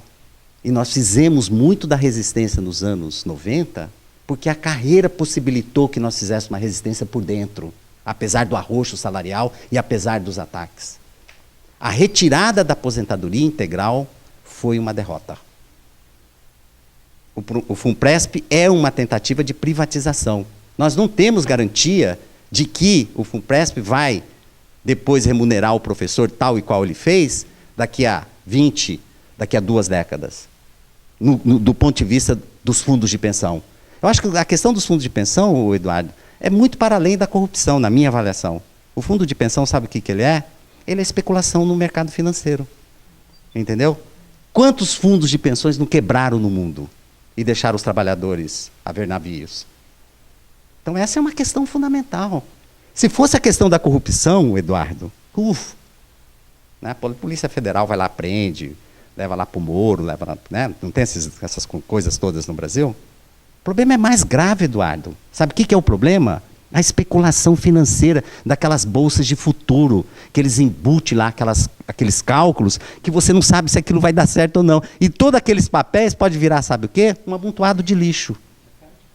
Entendeu? Se você tivesse razão de que fosse só uma questão de corrupção, a gente ia lá e fazia. Agora, o que é que Proifes fez? O Proifes fez o seguinte: nós queremos defender esse fundo de pensão dos trabalhadores. Nós vamos tentar impedir que isso ocorra. É claro, porque isso é um patrimônio dos trabalhadores das universidades públicas, Ana. É um patrimônio. É um patrimônio. Se o professor faz adesão de livre e espontânea vontade, e a ele é facultado essa liberdade, porque nós não vamos intrometer na liberdade das pessoas, nós podemos ter a nossa posição. O sindicato fez várias discussões sobre o FUNPRESP aqui dentro da UFSCar. Se vocês forem na homepage da UFSCar, tem esses debates ainda lá. E na oportunidade eu disse claramente qual era a minha posição. Sabe onde que foi a reunião? Só para situar geograficamente. Foi lá no anfiteatro da reitoria. Nós temos um amplo debate sobre isso aqui dentro. E lá tem uma gravação minha dizendo o que eu achava do FUNPRESP. Agora, ele é um patrimônio. Então, qual foi a posição do Proifes? A posição do Proifes é a seguinte: nós não vamos deixar que haja um processo de corrupção ou de que haja especulação dentro do FUNPRESP. Agora, se nós vamos conseguir lograr essa vitória, a batalha é que vai dizer. Mas nós... A minha posição? Eu sou contra o FUNPRESP, eu sou pela aposentadoria. Posso responder, Eduardo? Posso responder para ele? Posso? Não, eu posso responder. Marcos, mas você quer que eu te responda? Tá, então, você quer que eu te responda? Então, nós somos pela aposentadoria integral. O FUNPRESP foi uma derrota para nós. Eu acabei de dizer isso aqui, Marcos. Contra o FUNPRESP. Agora, nós não vamos... Adesão à FUNPRESP? Adesão à FUNPRESP é o seguinte: eu não vou pôr faca no pescoço dos professores e dizer que eles não devem, porque essa é uma questão da liberdade individual de cada um. Agora, não, eu estou respondendo eles com a anuência do Eduardo. Não, o Eduardo é que me permitiu que respondesse. Ok. Obrigado.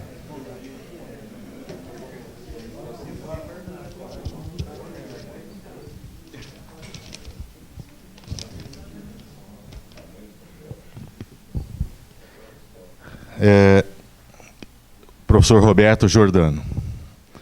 Em 2006, o governo concordou com o projeto, com a proposta do Proifes para a criação da categoria de professor associado. A Andes opôs-se a essa nova carreira, pois não assinou o acordo, afirmando que os critérios de progressão eram produtivistas. Sem a assinatura do Proifes, não haveria nova carreira, com o acúmulo de professores adjunto 4 preservado. Gostaria de ouvir as posições das chapas a respeito. Então, quem começou, o outro foi você, agora, professor Amarílio. Bom, essa é uma grande diferencial entre nós e a chapa 2. A diferença passa assim: a chapa 2 quer voltar com a do FSCar apenas como uma seção sindical do Andes, né? E se nós levarmos em consideração isso, nós somos contra, porque nós somos filiados ao Proifes, né? Todos os acordos salariais de 2006, a começar da carreira do professor associado, até esse em vigência, que a Andes foi lá pedir para o Mendonça que não fizesse isso, o ministro da Educação interino, do DEM, né? Nós estaríamos com 0 de reajuste salarial. E estaríamos ainda num grande contingente de professores da Universidade Federal de São Carlos, porque aqui nós temos um percentual de professores doutores desde a década de 80 muito alto dentro do Sistema Federal de Ensino Superior, apenas ainda na categoria do adjunto 4. Aqui era comum você ter um professor com alta produtividade do ponto de vista da questão do ensino, da pesquisa e da extensão, tá? De formar mestres e doutores, que com o impacto dessas pesquisas, seja do ponto de vista da extensão, da cultura e tudo mais, que passaram 15, 20 anos e se aposentaram sem chegar a professor titular. Pelo mérito, eles teriam direito a isso, mas não era possível pela carreira que nós tínhamos herdado da ditadura militar. Então, se essa é a questão colocada, eu acho que nós temos que fazer resistência à não desfiliação, porque se volta para Andes é 0 de reajuste. Se volta, é óbvio, esse que vos fala militou na Andes, esse que vos fala participou diretamente do comandos de greve, daquela meia dúzia de greves de 3 meses de duração, durante os 8 anos do governo Fernando Henrique. Eu sei o que é você tirar uma proposta aqui na base, fazer a reunião do comando de greve lá em Brasília, com 37 professores, cada um representando uma entidade, 37, 40, 45, entendeu? E lá ser determinado pelo partido político que controla a Andes se vai ter ou não vai ter, violando profundamente a democracia, porque vocês são a favor do aparelhamento do sindicato ao partido. Porque é a concepção que vocês defendem, eu entendo. Eu entendo e respeito. O único problema que eu tenho com vocês, sabe qual é? É que eu não concordo. É só esse o problema. Eu não concordo. Agora, você quer defender que o sindicato é correia de transmissão do Partido da Revolução? Perfeito. Esse debate é um debate antigo. Esse debate remonta a 1917. Nós estamos há 100 anos desse debate. E eu me filiei nesse debate. Sabe qual foi a minha posição desde o começo? Até por causa da minha trajetória política, que deita liames profundos na luta dos trabalhadores desde o iluminismo francês, eu me filio a essa corrente. É de que não. O sindicato é independente para defender os interesses dos trabalhadores, dos professores. Porque dentro da categoria no seu conjunto, é uma gama substantiva e plural de posições. Que nem sempre todo mundo concorda com o partido que está controlando. E nós somos contra isso. Portanto, a questão da carreira para nós é fundamental. Para mim, o PROIFES é uma confederação onde não tem disputas partidárias, porque só tem um partido. O Andes é um sindicato que tem disputas partidárias, porque tem 3 ou mais partidos lá que discutem. Eu acho que sindicato nenhum deve ser correia de transmissão de nada.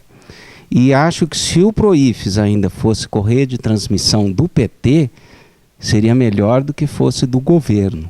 Minha preocupação é que foi muito correr de transmissão de um governo, porque dentro do próprio PT tem muita gente, né, que tem muitas críticas também ao período do lulismo, né.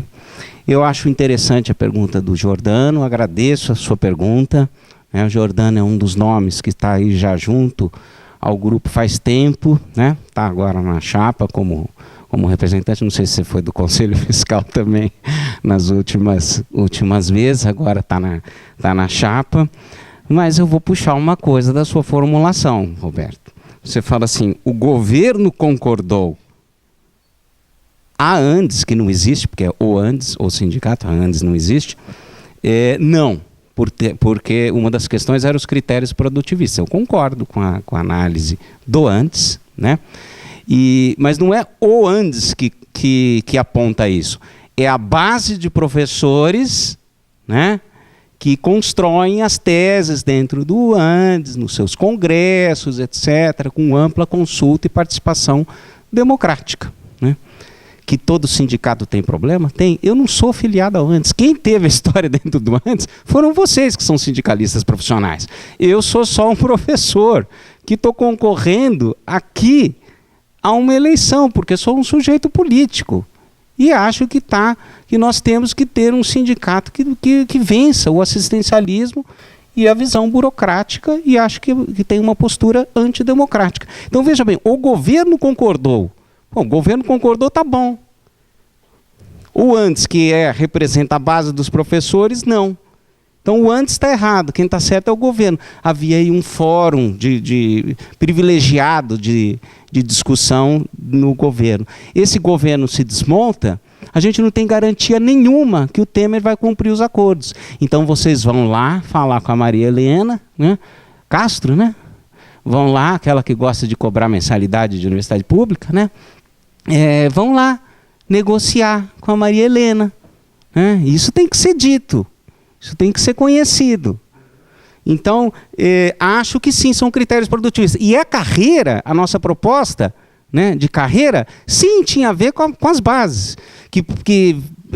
Um crescimento linear, e não um crescimento que desfavoreceu as pessoas que entram na carreira com salário sem ganhar o professor de adjunto, mesmo sendo doutor. Não deu para concluir, não vou ultrapassar. Tudo bem. Então, agora... Opa. Mais a última questão.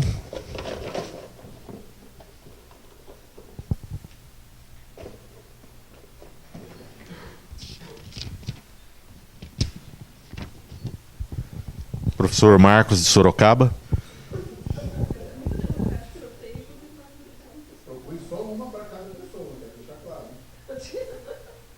Oi?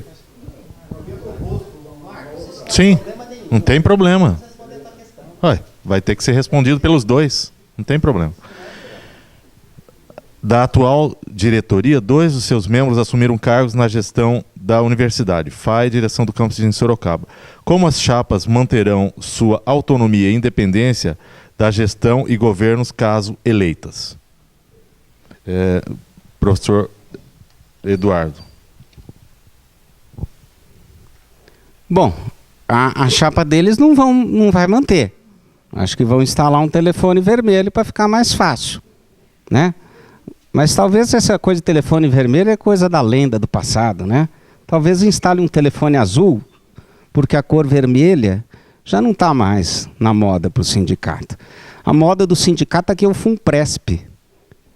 Eu fiquei super confuso com a resposta do Amarílio, do FUNPRESP. É um patrimônio. É uma coisa do interesse privatista. Eu não consegui juntar pedaços da fala dele, né? Contra ou a favor, contra a favor. Mas o Proífes fez campanha, né? Quem que fez uma bata campanha e alertou do que era o FUNPRESP e a sua lógica privativa? O que ele chama de sindicatão que aparelha o projeto revolucionário de um partido que não tem autonomia, né? Então, eu acho que realmente a coisa está muito equivocada, né? A coisa está muito confusa, mas eu acho bom que a gente está podendo explicitar aqui para todos, né, posições diferentes, né, de uma chapa que está lutando com muito medo de perder esse processo, está se agarrando a uma lógica corporativa, burocrática, e uma outra chapa que está querendo aqui inovar, conseguindo fazer uma crítica, de fato, em prol de uma autonomia, de uma relação com a base. Então, eu acho que nós não temos ninguém, né? Nós não temos esse histórico aqui e não estamos com pessoas da chapa umbilicalmente ligadas à reitoria e nem tampouco com pessoas na chapa umbilicalmente ligadas ao governo, né? Enquanto que a outra chapa teve essas ligações perigosas, né? E daí, para eles é difícil, para nós é super fácil. E sabe para onde a gente vai correr? Para vocês, se vocês nos elegerem. E com vocês nós vamos construir. E quem sabe, né, termos assembleias que nem eu vi lá na Federal Fluminense no meu pós-doutorado. 500 pessoas, né, discutindo, gente contra a greve, gente de todas as posições, mas tinha uma assembleia viva, participativa, plural. Não havia um calado a boca do professorado lá. E eu fiquei encantado com aquilo, porque eu não conhecia aquilo, né? Eu não conhecia. Na UFSCar eu não conhecia. Tinha conhecido assembleias melhores e mais democráticas numa instituição privada, na Unimep. Mas aqui eu não conheci. Aqui eu conheci em 2012 uma assembleia que, enquanto 50 IFs paradas, 5 ligadas ao Proífes não paradas, e uma assembleia sendo conduzida pela direção, forçando os professores desde antemão a falar, não tem motivo para a greve. Bom, tal como eu explicitei na primeira parte da minha fala, né, uma das questões fundamentais para nós é a independência frente ao Estado e as instâncias estatais ou as instâncias institucionais, que no nosso caso são 2 reitorias. A reitoria da Universidade Federal de São Carlos e a reitoria do Instituto Federal. Nós temos total independência em relação a isso. E não queremos atrelar o sindicato aos partidos, mas também não queremos atrelar o sindicato a nenhuma instância. A trajetória de luta que nos coloca na direção do sindicato e que permitiu que nós fizéssemos uma trajetória que levasse a carreira e que levasse a defesa da universidade como nós levamos, nesse período todo da qual o Eduardo contesta e acha que foi um período negativo na história das universidades brasileiras, mas estamos aqui todos nós em melhores condições do que estávamos no Fernando Henrique, porque eu sou caudatário dessa experiência histórica. Eu sei fazer a diferença entre a UFSCar dos anos 90 e essa UFSCar da segunda década do século XXI. E ela é muito melhor.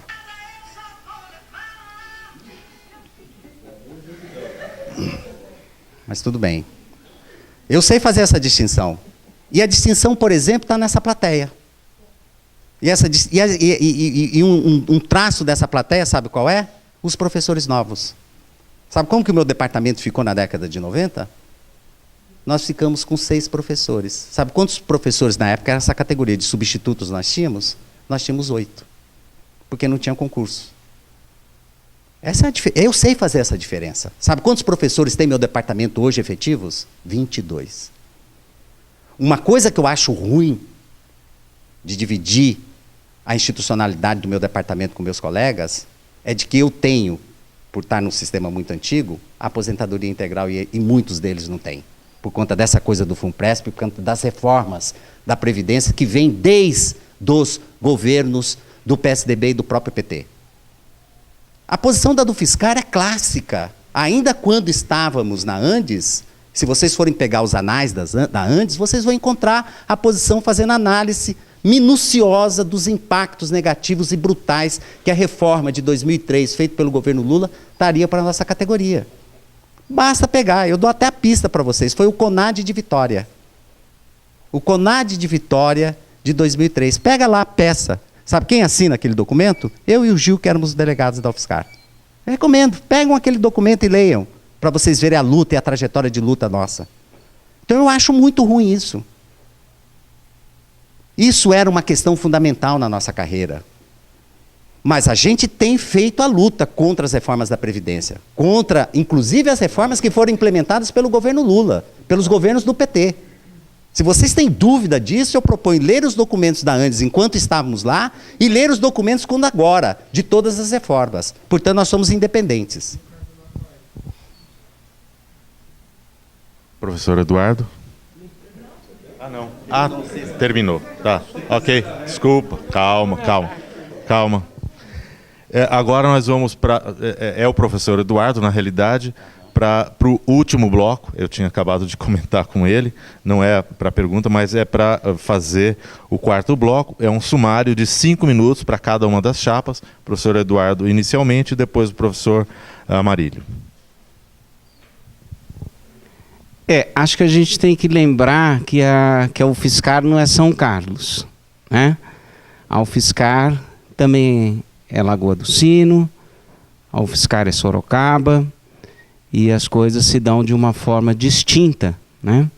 Esse processo que tantas positividades teve, mas que também várias negatividades de expansão da universidade pública, dentre eles a precarização e a intensificação do trabalho, e ser guiado por uma lógica instrumental e produtivista, isso nos campos interiorizados, onde fica muito difícil o desenvolvimento da pós-graduação, onde tudo tem que ser construído, onde não tem sede de sindicato, onde não tem sala de aula direito, onde as coisas estão, as funções administrativas sendo requisitadas, é muito difícil, né? O professor João dos Reis participa comigo de um projeto de pesquisa, na verdade eu participo com ele no projeto de pesquisa, que ele está muito mais tempo com o grupo, né? Mas a gente procura ver um pouco essa expansão nos campos interiorizados, nas matrizes. Quando a gente vê um pouco para a realidade do Maranhão, por exemplo, né? Como é que são, quer dizer, você é contra a expansão, a universidade do interior? Não, claro que não, né? Mas a forma como foi, a forma eleitoreira, a forma sem estrutura, né? Campos que viraram verdadeiros canteiros de obra, baseado em convênios, fragilidades de convênio com prefeitura, dependendo de pagamento de bolsa, tudo isso é muito problemático, né? Então existe uma diversidade muito grande. É fácil a gente falar e ver só os aspectos positivos quando a gente pega a nossa realidade aqui, né? Mas o que a gente tem que ver é que hoje realmente a UFSCar está renovada, né? E principalmente no campus de Sorocaba, quer dizer, são campos novos, e também, assim, com muita mais gente nova aqui em São Carlos. Então a gente tem um grande contingente de professores, são professores novos, né? Como é que eles ingressam na carreira? Como é que a Isabela da chapa lá, da nossa chapa, entrou em 2013 em Araras, e como é que eu entrei em 2006, né? Eu entrei como doutor, né? Dia que eu entrei, ó, você é professor adjunto 1, você tem direito a ganhar tal salário. Ótimo, né? Se eu fosse mestre, entrava com aquele outro salário. Hoje, o professor, quando entra, ele entra como classe A, adjunto A, que é um salário que não é como se não reconhecesse o título de doutor. Então, ele paga o pedágio de 3 meses, 3 anos. Vai ver que é ato falho meu, eu queria que fosse mais rápido, né? Mas é 3 anos, né? Que fica 3 anos lá pagando o mico para depois ter o reconhecimento do seu título, né? Qual que é a outra questão da falta de linearidade e falta de isonomia e equanimidade na questão dos reajustes, né? Aonde que o governo tirou, com a ajuda dos sindicalistas, né, para poder colocar aquela cereja do bolo, aquela cenourinha do professor associado? Do conjunto de professores adjuntos. Esse é o buraco, né? A gente depois tem matemáticos que podem explicar esse buraco com equação integral, sei lá o quê. Eu não domino os números, né? Mas eu entendi o argumento, né? Quase 60% dos professores da universidade hoje que são aposentados ou que são da categoria de adjunto, né? Então é a categoria da onde os aumentos dos reajustes são mais baixos e quem é favorecido? Associados. Eu sou contra associado? Não sou contra associado. Agora, eu acho que é ruim, né? Eu tenho um aumento melhor do que o adjunto e a Isabela, que entrou em 2013, fica 3 anos do estágio probatório ganhando. Então foi feita uma grande manobra em termos dos recursos, toma cá, tira daqui, põe ali, gasta com o mesmo, né? Ajuda o patrão a resolver o problema econômico dele, né? E diz, olha que coisa linda fizemos, né? Um professor que vai ganhar 18 mil.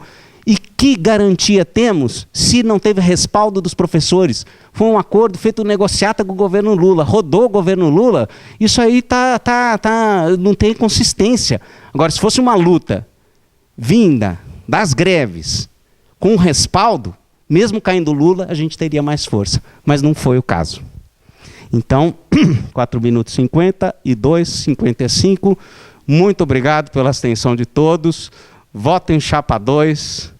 Votem Novos Rumos e Mobilização. A vitória!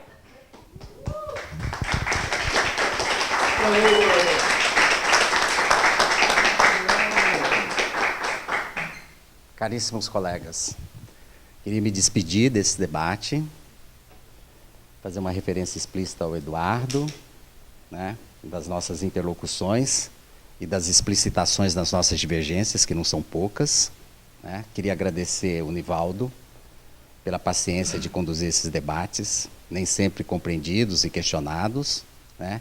E eu queria agradecer o Distinto Público pela paciência de estar aqui nos ouvindo, né. E o que eu queria dizer? Eu queria dizer o seguinte: nós vamos enfrentar uma conjuntura muito difícil, nós já estamos enfrentando uma conjuntura muito difícil, e ela vai ficar pior ainda, notadamente por conta da Emenda Constitucional 95, que vai congelar os investimentos nas políticas públicas. Vide o que está acontecendo com a UERJ no Rio de Janeiro, que chegou uma calamidade do ponto de vista do seu financiamento, que ela teve que suspender o ano letivo, né? O que nos espera no futuro muito imediato são tempos bicudos. Para isso, nós vamos precisar de um sindicato muito forte. E eu dizia para o Eduardo, se não me engano, no debate de Sorocaba, que passadas as eleições, um dia depois, estaremos todos juntos, sabe aonde? Na mesma trincheira, em defesa da universidade pública, em defesa da universidade pública, gratuita e laica, que é um patrimônio da sociedade brasileira e que, na minha visão e que na visão da nossa chapa, tem um valor estratégico. Um valor estratégico do ponto de vista da produção de novos conhecimentos. Um valor estratégico do ponto de vista da formação humana, de uma gama extremamente substantiva de brasileiros que possam adentrar essa universidade, estudar aqui dentro, se formar e desempenhar um papel profissional relevante, digno na sociedade brasileira. Sem dizer da extensão, que nós já fazemos, e estamos fazendo cada vez mais. Notadamente, isso é um atributo de determinadas áreas ligadas aos setores sociais, como é o caso da saúde e da educação. Aqui nós temos um curso de medicina que tem um papel fundamental nessa questão. Então, a questão da unidade de todos nós, para enfrentarmos os tempos tenebrosos que vamos enfrentar, é uma questão essencial e fundamental. Nós imaginamos que essa trajetória que nos trouxe até aqui, de defesa da universidade pública, com uma centralidade que, infelizmente, o Eduardo não reconhece, mas não tem problema, porque o Eduardo tem a liberdade de não reconhecer, e a Chapa 2 também, de que a questão da carreira e de que a questão dos reajustes salariais são questões importantes para defender a universidade de dentro para fora contra os ataques que vão sofrer daqui para frente. E eles serão sistemáticos. Quem viveu os anos 90 dentro das universidades públicas sabe exatamente do que eu estou dizendo.